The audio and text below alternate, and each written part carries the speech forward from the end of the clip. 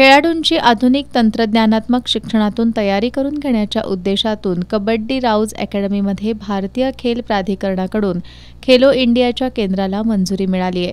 त्यामध्ये कबड्डी आणि खो खोमधील होतकरू खेळाडूंची प्रशिक्षणासाठी निवड प्रक्रिया 9 ते 11 सप्टेंबर या दरम्यान पार पडणार आहे। गोकुळ शिरगावमधील राउज अकॅडमीमध्ये ही निवड प्रक्रिया घेण्यात येणार आहे, अशी माहिती राउज अकॅडमीचे अध्यक्ष प्राध्यापक संभाजी पाटील आणि डॉक्टर रमेश भेंडीगरे यांनी दिली।